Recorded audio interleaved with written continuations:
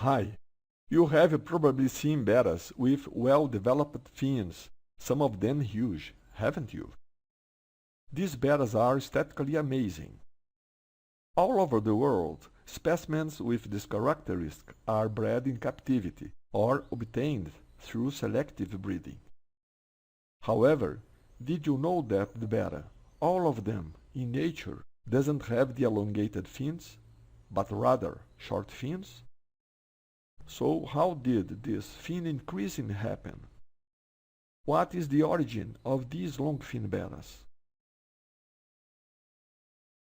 I am Vitor Calucha Vitarese, and proudly, I am part of the Betta project team at DNA Experience. In this lecture, we intend to bring to you a little clarification on a mystery that has lasted for many years for those who study the Betta genetics, or even for those who only deal with them, however, have a natural curiosity to understand the various facets that this awesome fish reveals to us. What mystery would that be? As we said, it concerns to the emergence of the current bettas with elongated fins, the so-called long-fin bettas. However, as we said, in Thai nature, the various different types of wild bettas have only short fins, and they call them as bettas. Therefore, it should be expected that from this mating among these placats, only placats should arise, in other words, bettas just having short fins, and never any betta with elongated fins. That is exactly what happens in Southeast Asia, as noted by the Thai historians and researchers on their various types of wild bettas. According to Mr. Presha Jintasairwonj, Thai historian and researcher, this situation appears in official Thai history documents, or shown in many ancient paintings, or through ancient private notes from traditional Thai breeders, which show that such a reality happens in over 2000 years. If you want more information on this exciting subject, please consult the website placatai.com Siamese Cyber Aquarium. Continuing. So, what happened to get the long-fin bettas? According to Mr. Jintasairwonj, legend has it that the first long-fin bettas appeared in the Southeast Asian markets, Thailand, Vietnam, Cambodia, etc., from China through Chinese traders many years ago. It's believed that many of these Chinese traders liked to watch and bet on fights between animals like they already has there in China using locusts, roosters, dogs, etc., and wished to have too this fun with the placats of Southeast Asia. Then they took these placats from Thailand to China, and there they placed them in isolated places, not necessarily in facilities as we do today, where these placats spontaneously crossed with some kind of fish from the Chinese local fauna. Of course, this Chinese fish was necessarily genetically compatible with these placats, and thus, unbeknownst to them, it was introduced the genetic characteristic long fin in this new hybrid fish resulting from this mating. Therefore, these new individuals resulting from this mating were considered viable and fertile hybrid.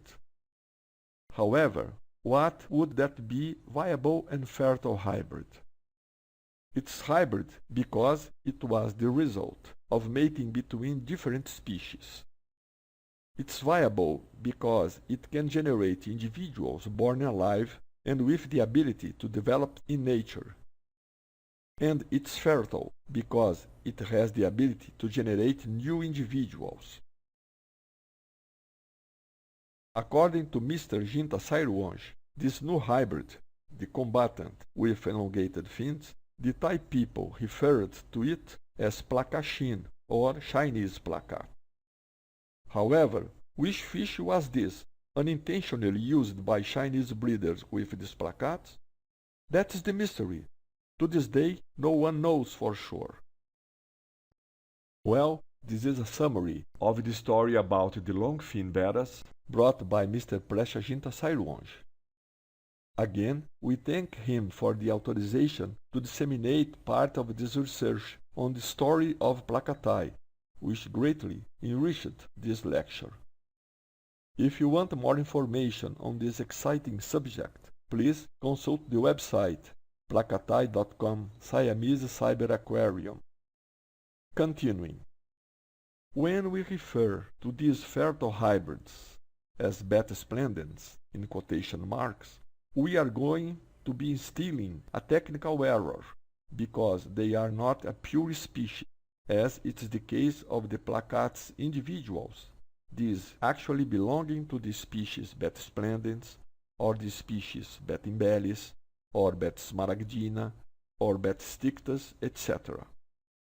As for the history of the Betta in Brazil since the 1960s, when I became aware of the first specimens that arrived here from Europe, these hybrid longfin individuals were introduced to me as Betta splendens. At that time, when I was still a teenager, I didn't know about the existence of the real Betta splendens, the pure, the placat, the short fins, let alone of the other various species of existing bettas. Taking advantage of the moment and having everything to do with the subject of this lecture, we at the Betta Project are fully aware that the presence of these bettas loose and perfectly adapted in nature here in Brazil constitutes a very serious environmental disaster. Let's get to the facts.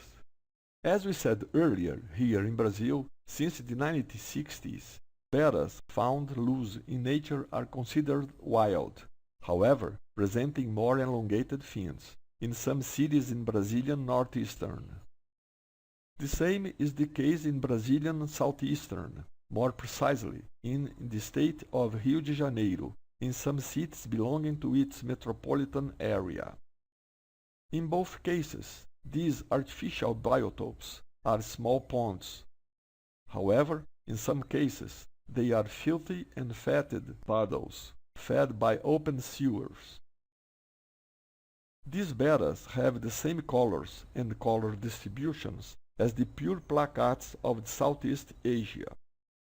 However, the fins of these Brazilian wild bettas are larger, but in some cases not much, than those of the Thai placats.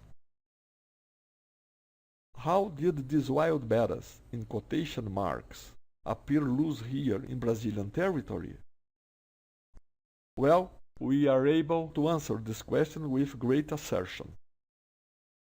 These fish found loose in Brazilian wild, both in some cities in Northeast and in the Southeast, are descendants of those first European hybrid fish and remote descendants of Chinese hybrids, which were imported more than 80 years ago by Brazilian traders who wished to raise and market them in Brazil.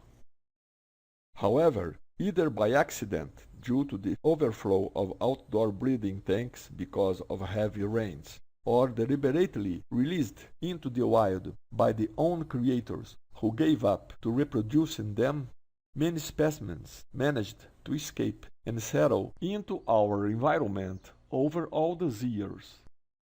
Moreover, none of them is placat. All they are of the longfin types, even though these fins are small when compared to those of the current selected longfin specimens, and which truly have gigantic fins. The explanation is simple. These rustic bettas, so we at the Betta Project refer to them, need quickness to hunt and especially to escape from predators, just like their pure Asian ancestors. Therefore, the heavy and long fins of the bettas created and kept in aquariums, without the need to hunt to eat, well fed, would not serve to face the reality imposed by the Brazilian wild environments. In this way, these new rustic environments forced these descendants of the imported hybrids to decrease the size of their fins, as well as modifying their formats, initially with their huge and heavy fins, and some of these hybrids having their caudal fins resembling a tail of a horse. However, these Brazilian rustic hybrids still have larger and more elongated fins, spearhead-shaped, when compared to those small, rounded fins of their ancestors, the true type placats. Well, that's it. As for the more detailed explanation about the various format types of the fins of the current bettas, as well as their genetic behaviors, you can obtain in our course on betta genetics. Visit our website, bettaproject.com, for more information. See you next time.